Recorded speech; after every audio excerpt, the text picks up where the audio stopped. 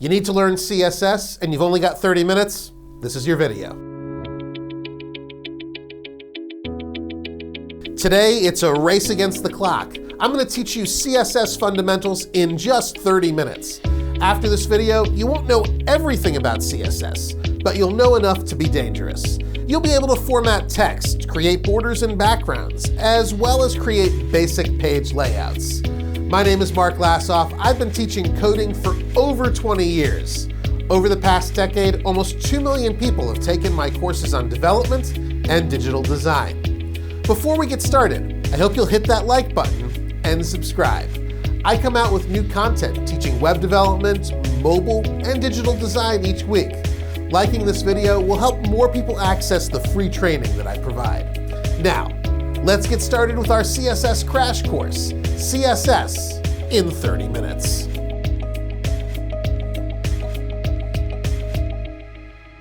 The first important thing to know about CSS is where to write your CSS code.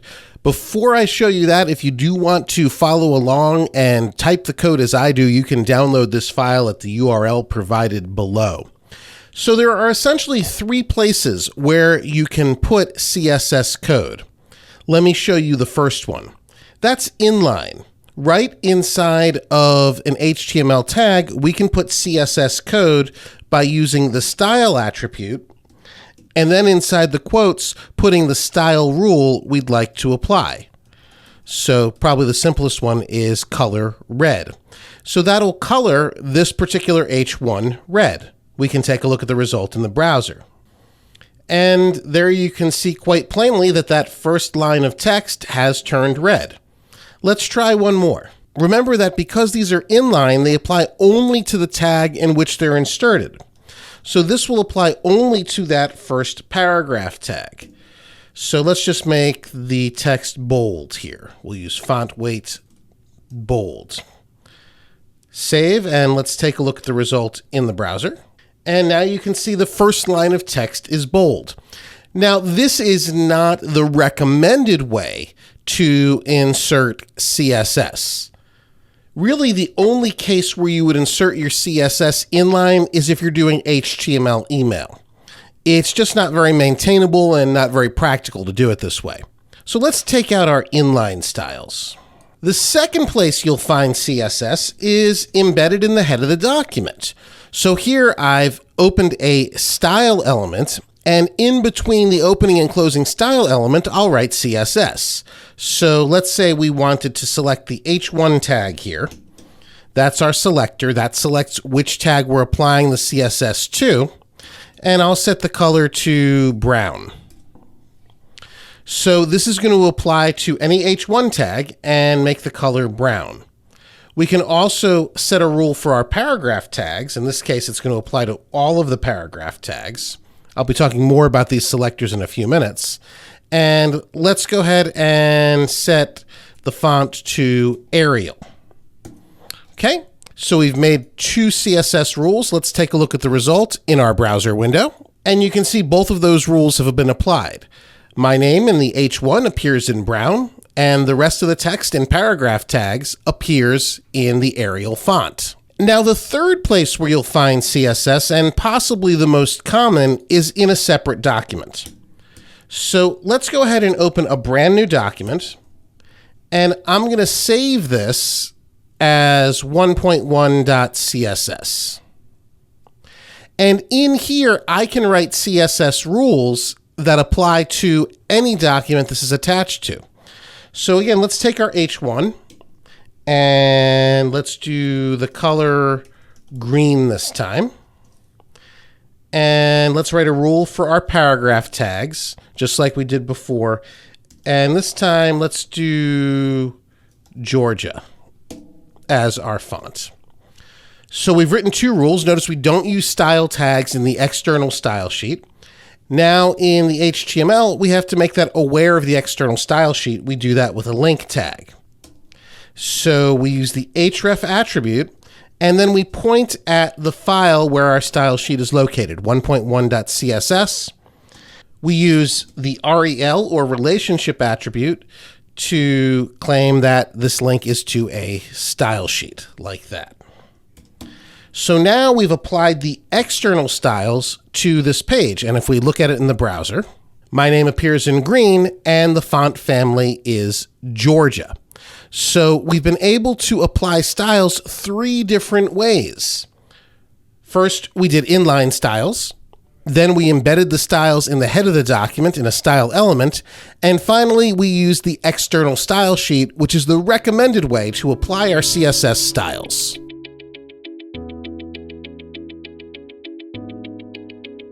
I've rearranged my screen here so you can see the results of the CSS as I write the code. On the left-hand side, you have our text editor with the HTML document appearing on the top and the CSS document appearing on the bottom. On the right, you have our web browser with the results. You'll notice I've opened a new CSS document called mark_card_styles.css. And on line 8 of the HTML, I've created a link tag, which links to that CSS document. So let's start talking about individual selectors. They select the HTML elements that a style rule will be applied to. The first selector you should know is asterisk. Asterisk selects all of the relevant HTML elements. So any rule that I apply here, for example, color red, will be applied to all of the relevant elements. And you can see once I save the style sheet in our browser window, all of the text is turned red. You can't apply the color rule to an image element, so the image of me remained the same. Asterisk isn't used very often, but I want you to recognize it when you see it. And I'm actually not going to use it in the final version of this document. Another selector that we have is called an element selector. That selects an individual element on the page. Let's scroll down to the body of our HTML. And here you can see a number of different elements. We have H1s, we have our logical division, we have paragraph tags and spans. So we have a number of different elements that we can choose from here. Let's start with an H1 element selector. This will select all the H1s on the page, and you'll notice there's one on line 11 of the HTML and another one on line 13. And I'm simply going to set a font family rule and set the font to Arial. I could set multiple rules if I wanted to, like that. So now we've set a font family and a color rule on our H1s. I could set a different rule on our paragraph tags. This will select all of the paragraph tags. And I'm going to set a font family rule and choose Georgia as my font family. So now we have 2 separate selectors. The first selector selects our H1s. The second are paragraphs. You'll notice that most of our document is inside a logical division with the ID card that starts on line 12. I can actually select an ID by using the pound sign. So pound card will select all of the elements inside the logical division ID'd as card. So we can do a number of things here. For example, I could set the background color to a light gray. And now you can see inside that logical division, we've got a light gray background. I can set a width here. Let's set a width of 75% of the width of the parent, which in this case is going to be our browser window. Let's set a border. So that's a 1 pixel wide solid black border. And finally, I'm going to set a little padding. I'm going to explain these rules in depth a little bit later. And let's do a 10 pixel padding. And that separates our content from the edge of the actual logical division, which is kind of a pet peeve of mine. When things run right up to the edge of the logical division, it makes text hard to read. So that selects our ID card. You'll notice on line 15, we have a span with the class important. I have a second span with the class important on line 19. Classes are designed to be used multiple times on a page, where an ID should be used once and only once. So if I wanted to use the class selector for important, I'm going to use a dot indicating it's a class and important. So now I've selected just the text in those spans with the class important. And again, you can see one of them on line 15 on the top part of your screen. Let's go ahead and make the text bold inside these particular classes. So now inside the spans with the class important, the text is bold, and you can see the result on 1.5 million people have an eLearning Guild Guildmaster Award, which is the text I put inside spans inside my little bio there. So we've looked at a couple of different kinds of selectors. We've looked now at our element selectors. We've looked at our ID selector to select IDs from the HTML, and our class selector. I want to do one more. I'm not going over all of the selectors that are available in CSS. There's actually a couple dozen, but these are the main ones that'll get you started. And this is called a Decedent Selector. Notice how our document is structured. The text employee cards is outside the logical division card. So let's say I want to use a Decedent Selector to just select the H1s that are inside of the logical division card. So I can create a Decedent Selector like this, card, and then H1. This will only affect the H1s inside of card. So let's go ahead and set a rule here for font size. And that makes the font size 3 times bigger than normal for an H1 inside of card. You'll note the H1 above it, employee cards, on line 11 of the HTML, is unaffected. Okay, so now you've seen the basic selectors that are available in CSS.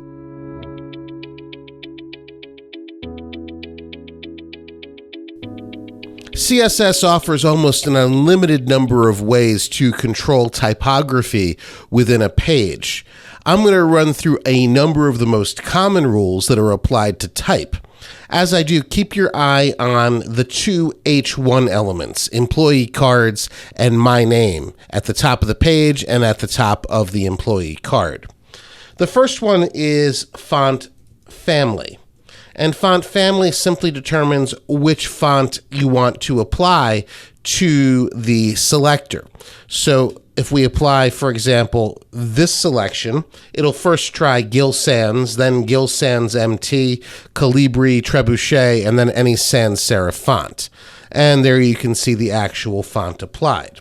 The user has to have the font choice on their machine, which is why we typically use several different fonts in descending order of preference. Here I've changed this so we first apply Georgia, and then Times New Roman, then Times, and then any serif font based on the H1 selector. If you want a larger set of fonts, you can look into a system like Google Fonts, which gives you access to hundreds of different typefaces by importing the Google fonts into your document.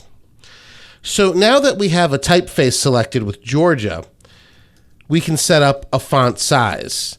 There's a number of different ways to measure the font size. For example, we can measure it in pixels. We can measure it in points like your word processor does. We can even measure it in some browsers in centimeters and millimeters. 10 centimeters is really huge. Let's change this to 1 centimeter. Most typically, I recommend you use a system called EMS. 1M is 100% of the user's default font size choice. Typically, it's around 12 points. If we set 1.5 M's, that's going to be 150% of the user's typical choice. 2.5 would be 2.5 times bigger. 0.5 would be half the user's normal font size choice. Let's go with 2.5 here. The reason to use M's is it respects the user's baseline choice for font size. This makes your document more accessible because a user could have a visual disability and could be surfing with larger than normal font sizes. Next up is text alignment, and you can use the typical right, center, or left alignment. There we've center aligned our H1s. You can also justify text, although I don't recommend it. I'm going to add the justify rule with text aligned to our paragraphs. That makes both the right rag and the left side of the text even. And while some people think this looks neat, it does make the text harder to read because now you have inconsistent spacing between words. So I wouldn't normally use a text alignment rule to justify the text on both sides.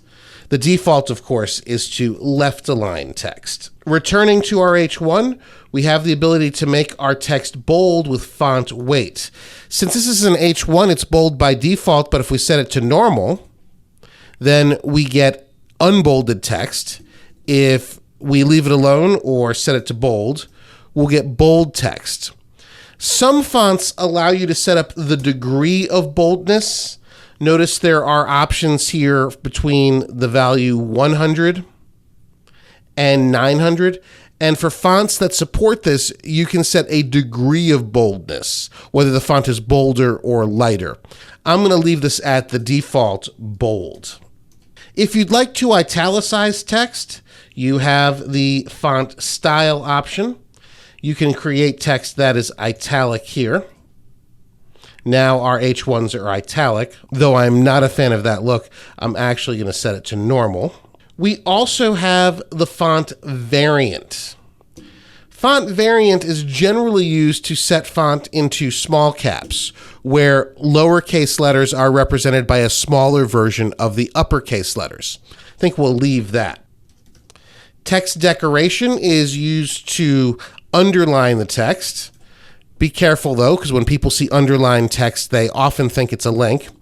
For some reason, you can overline text, which is something I've never in my life done, but that's what it looks like. You may find it useful to line through the text to make it look like text is crossed out. I'm going to leave the text decoration at none. Letter spacing lets you set up the individual spacing between letters. Set that to 0.5 ems, and notice it loosens up the letter spacing there quite a bit. If we set it to 0.25 em, that's a little tighter, but still obviously more spacing than you would normally need. I'll move down to the paragraph tag to show you word spacing, and this, of course, is spacing between individual words. Set that to 0.5 em, and notice we get approximately double the normal space bands. Set it to 25 em. Here the space bands are still larger than normal. I'm actually going to take this rule out entirely because I don't want to apply any word spacing. The final one I want to demo is line height. This lets you set what in typography is called the leading, or the space between lines. If I set this to 0.5 em, notice now it's too tight. Let's do 1.5 em. And that gives us approximately 1.5 spaces between our lines. If we do 2.5, it's going to loosen it up quite a bit. Let's set this to 1.25 em, just a little bit looser than default. All right, so now we've gone through many of the main typography rules used in CSS. We're moving right through these fundamental CSS concepts. As the clock ticks on our 30 minutes, I'd like to know, how much CSS experience do you have? Are you just now learning CSS, or are you an old hat trying to learn some new tricks? Let me know in the comments below, along with anything else you'd like to see me cover in future videos. Okay, let's not waste any more time and get back to our tutorial.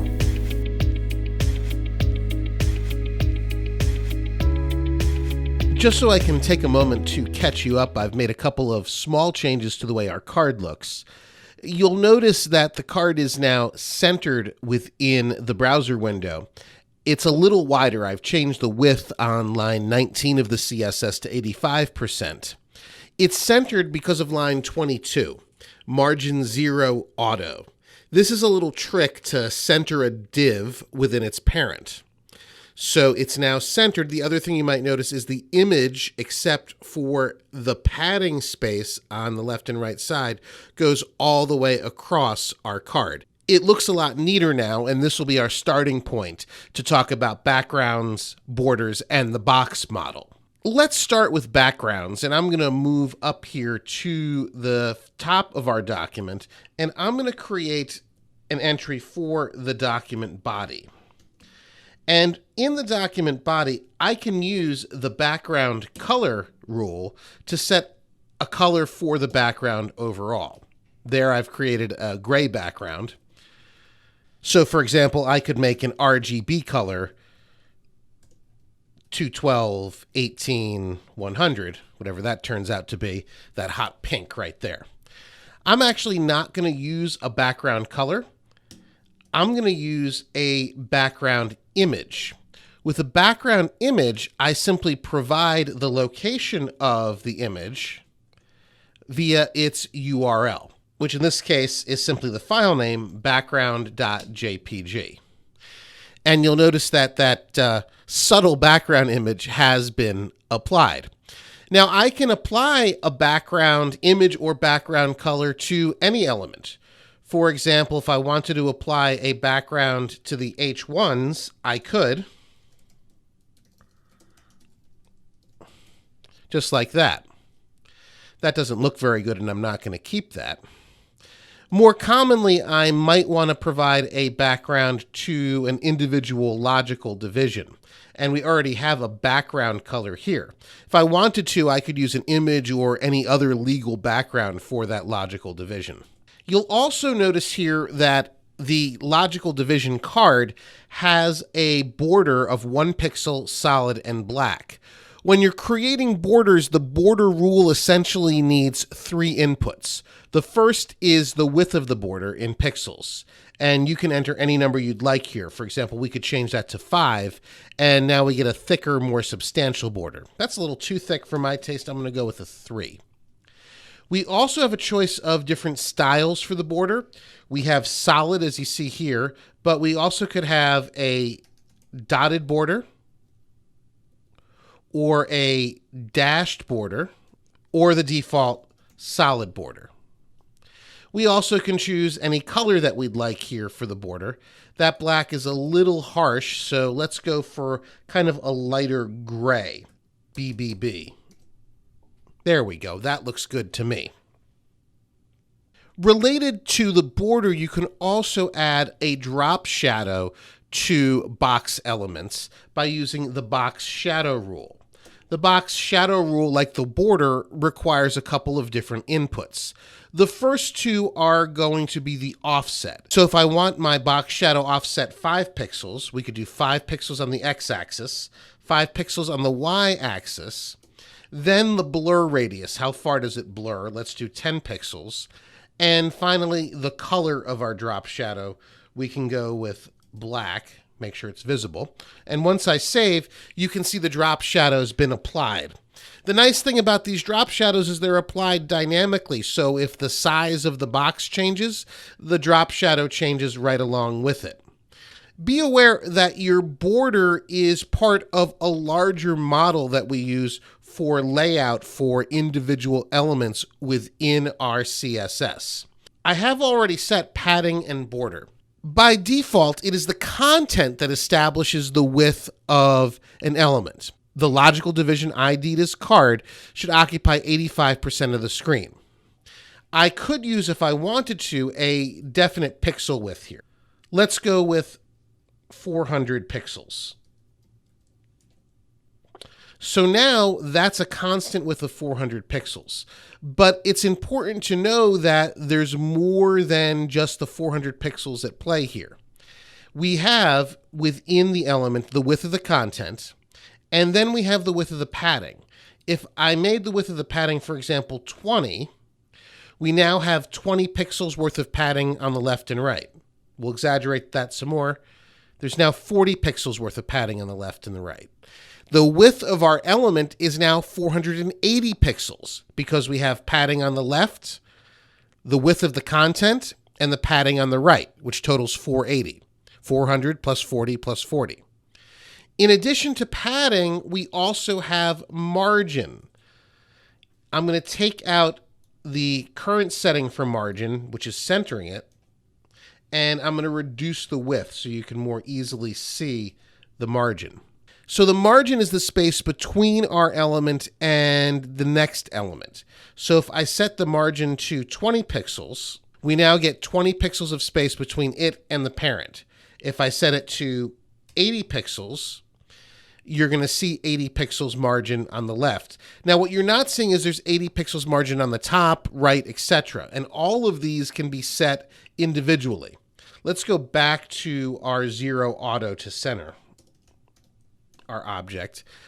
And let's look at our padding again. Instead of just setting the padding 40 pixels, let's set the padding on the left for 40 pixels. Let's set the padding on the right for 100 pixels. And there you can see the difference between the padding on the left and the right. I'm going to set this back to 40 pixels. We can also set padding and margin on the top and bottom. So padding top, let's do 50 pixels. There you can see we've added additional padding. Padding bottom, 50 pixels. So you can see all that additional padding added. So the box model allows us to adjust the size of various elements of the box to our liking. I'm going to set the padding back to 20 pixels.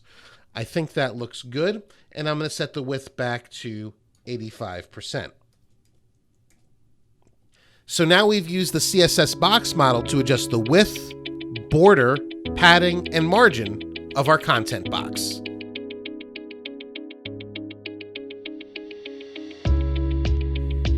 We don't have a lot of time left to cover page layout, and that could be a course all by itself, but I do want to show you the basics of page layout using Flexbox, which is the modern way to lay out a page using CSS. You'll notice I've changed up our document quite a bit. Our HTML is very simple. We've got 5 divs. The first one on line 30 is the parent container. And then inside the parent container, there are 4 children, box A, B, C, and D. So far in the CSS, I set some defaults for our font family, font weight, font size, and color. That's coloring our text. And then the background colors of box A through box D. You can see the result in the web browser on the right. So the first thing I'm going to do is create a selector to select our container div. And for the container div, I'm going to set us up to use Flexbox. So I'm going to use the display rule, and I'm going to set the value to flex. That's going to enable us to use Flexbox, and you'll notice an immediate change. Let me adjust the width of the browser. There we go. Now we have enough room for all 4 of our boxes. Because the default display of Flexbox is different, our divs no longer appear one on top of another, but are now in a single row. I can change here in the parent container the flex direction like this. So instead of row, let's make it a column. And now you can see we've got a single column with our boxes versus a row. I can also set column reverse, which reverses the order of our elements, or row reverse. And now we have box D on the left and box A on the right. I can also turn on flex wrap, which will cause my elements to wrap from one line to another. If we turn this back to row instead of row reverse, you'll now see that box A, box B are on the first row, and box C and box D wrap to the second row. Another rule we can add that affects layout is the justify content rule. Here we can set up how the content flows. For example, we could set it up to center. We can set it up to evenly distribute space around the elements, set them up to align to the flex start or the flex end. This is a powerful set of CSS rules that can be used to create an excellent responsive layout for just about any web page. Well, that's it. We made it. CSS in 30 minutes. Hope you had fun and learned something from the video. I'm Mark Lassoff. Please visit our website at frameworktv.com to sign up for more free training like this. When you sign up, I'll send you free courses, workshops, and projects to help you develop your digital skills. Thanks for watching. See you next time.